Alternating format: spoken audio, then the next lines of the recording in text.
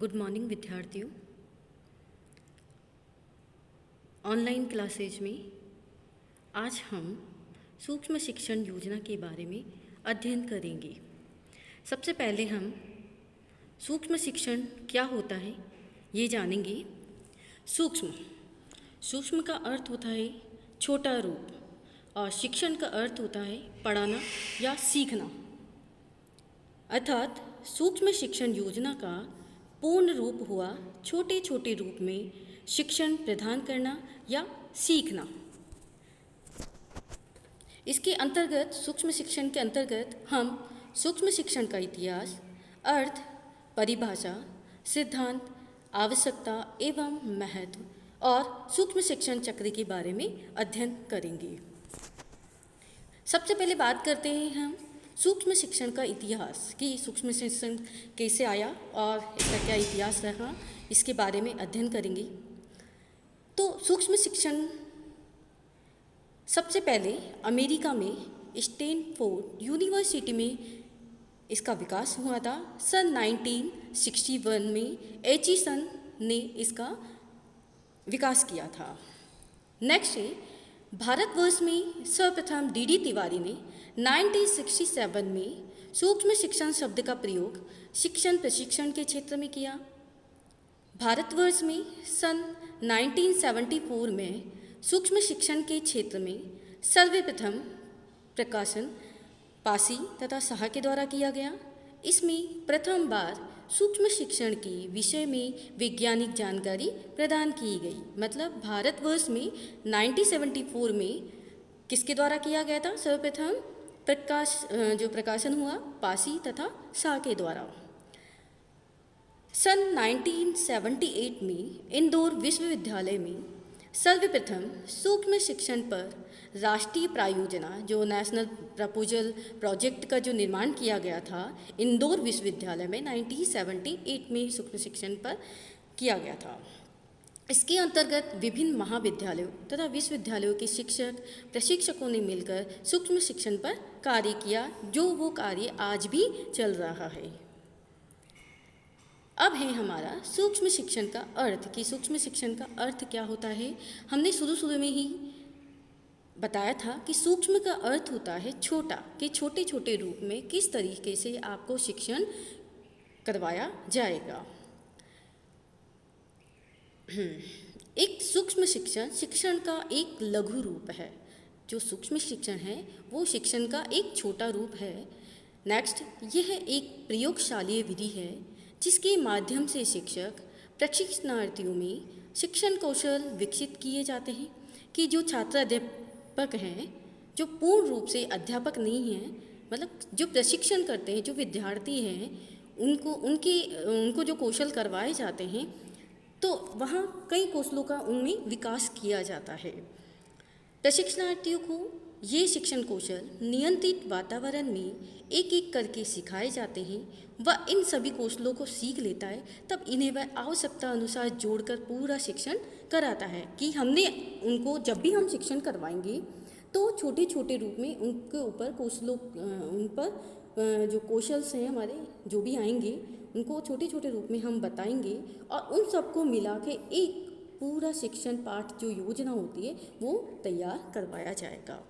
यही कारण है कि इसे अनुक्रम अवरोही शिक्षण संपर्क कहा जाता है कि छोटे से पहले सरल रूप, फिर से थोड़ा कठिन स्तर पे आते हुए उनको शिक्षण करवाया जाएगा। इसमें कक्षा का आकार भी छोटा रहता है। मतलब कि जब भी शिक्षण इनको करवाया जाएगा सूक्ष्म शिक्षण, तो कक्षा का आकार बिल्कुल छोटा होगा, जिसके अंदर 5 या 10 विद्यार्थी ही इसके अंदर शामिल होंगे। फिर है सूक्ष्म शिक्षण की परिभाषा कि जो हमारे वैज्ञानिक हैं वो सूक्ष्म शिक्षण के बारे में क्या कह रहे हैं। सूक्ष्म शिक्षण सरलीकृत शिक्षण प्रक्रिया है जो छोटे आकार की कक्षा में कम समय में पूर्ण होती है।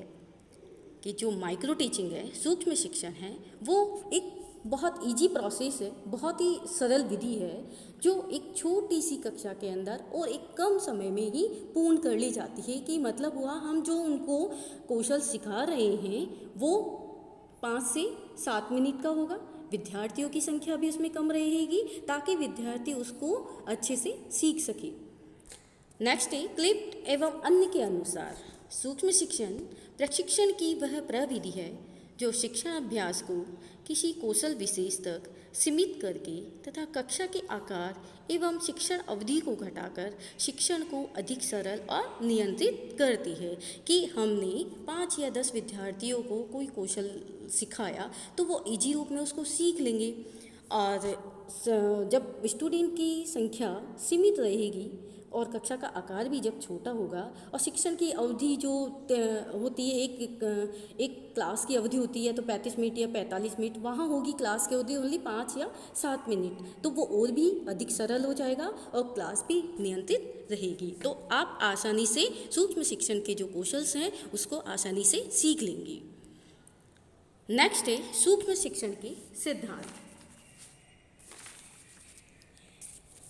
सबसे पहला है हमारा यथार्थ शिक्षण, जो सबसे महत्वपूर्ण होता है। इसमें शिक्षण यथार्थ व वास्तविक होता है क्योंकि छात्र अध्यापक पाठ्यक्रम को यथार्थ रूप में पढ़ते और पढ़ाते हैं। नेक्स्ट है शिक्षण की जटिलताओं की कमी। जैसे शिक्षण की जटिलताओं को कम कर दिया जाता है। इसमें कक्षा का आकार छोटा, पाठ्य वस्तु कम होगी, समय भी कम होगा, और जो भूमिका है कौशल को भी इतना कम कर दिया जाता है कि प्रशिक्षणार्थी जो छात्र विद्यार्थी अध्यापक होते हैं वो नियंत्रित भी रहते हैं और अच्छे से उनकी जो कठिनाइयाँ होती है वो भी उनकी कम हो जाती हैं। विशिष्ट शिक्षण कौशलों का विकास। सूक्ष्म अध्यापन में एक विशिष्ट शिक्षण कौशल के सीखने पर ध्यान केंद्रित किया जाता है, अर्थात एक समय में एक ही शिक्षण कौशल का अभ्यास कराया जाता है। नेक्स्ट है सूक्ष्म शिक्षण द्वारा अभ्यास पर नियंत्रण। हम माइक्रो टीचिंग जिसे कहते हैं कि सूक्ष्म शिक्षण कराते समय अभ्यास की जो क्रियाएं होती हैं उनको पूर्व नियोजित ढंग से नियंत्रित किया जाता है, क्योंकि हम कक्षा में जाने से पूर्व क्या करते हैं, जो योजना है, जो माइक्रो टीचिंग की जो सूक्ष्म योजना है उसको पहले से ही तैयार करके लेके जाते हैं ताकि उस पर कंट्रोल बना रहे। फिर है प्रतिपुष्टि के अनेक साधन। सूक्ष्म शिक्षण में अनेक साधन द्वारा प्रतिपुष्टि दी जा सकती है। उदाहरण के लिए एक सूक्ष्म पाठ को पढ़ाने के पश्चात तुरंत ही उस पर शिक्षण कार्य का विश्लेषण समालोचन की जाती है, जिसमें जो छात्र अध्यापक होते हैं उनकी अंतर्दृष्टि का विकास होता है कि अंतर्दृष्टि की उनके आत्मविश्वास जो होता है उसका डेवलपमेंट होता है, उसका विकास होता है। और जो साधन है, अन्य साधन जो फीडबैक, प्रतिपुष्टि होगी यहाँ पे फीडबैक देना कि आपने कैसा पढ़ाया, कैसा नहीं पढ़ाया, क्या कमियाँ आपकी रही, ये सारी चीज़ें होती है। और जो और साधन है इसकी और साधन के द्वारा भी प्रतिपुष्टि दी जा सकती है, जैसे टैप रिकॉर्डर का प्रयोग करके, वीडियो फिल्म तैयार करके, अथवा निरीक्षक द्वारा भी प्रतिपुष्टि प्रदान की जाती है। फीडबैक के जो साधन हैं वो वीडियो भी हैं, टेप है, रिकॉर्डर है, इनके द्वारा भी फीडबैक दिया जाता है। नेक्स्ट है सूक्ष्म शिक्षण की आवश्यकता एवं महत्व। कि सूक्ष्म शिक्षण की आवश्यकता क्यों हुई और इसकी आवश्यकता होने के बाद क्या महत्व रहा। तो नंबर 1 है सूक्ष्म शिक्षण कार्यक्रम द्वारा प्रशिक्षणार्थियों को प्रारंभ में ही आत्मविश्वास बढ़ते हुए शिक्षण कराया जाता है और छोटी अवधि में ही अध्यापन की बारियों को जानकर कुशलतापूर्वक अध्यापन कार्य करने के लिए उद्धत हो जाते हैं। देखिए पहला आया है, सबसे पहले है कि सूक्ष्म शिक्षण जो है विद्यार्थी जब कम टाइम में कम चीज़ को पढ़ाएंगे तो उनमें क्या आएगा, आत्मविश्वास, जो सेल्फ कॉन्फिडेंस है वो डेवलपमेंट होगा। और छोटे छोटे रूप में जब वो पढ़ाएंगे तो उनमें आत्मविश्वास आएगा, जो भी कमियां होगी वो दूर होगी। नेक्स्ट है सूक्ष्म शिक्षण द्वारा अध्यापन में निहित जटिलताओं को सरलीकृत करने में सहायता मिलती है और कम समय में प्रत्येक कौशल में दक्षता अर्जित की जा सकती है। हमने पहले भी बात की थी कि सूक्ष्म शिक्षण अध्यापन जो छोटे रूप में होता है उसमें जो कठिनाइयाँ हैं वो दूर हो जाती है आसानी से, और छोटे छोटे कौशल के रूप में जो हम अर्जित करवाएंगे, जो ज्ञान अर्जित करवाएंगे, वो भी आराम से वो सीख लेंगे।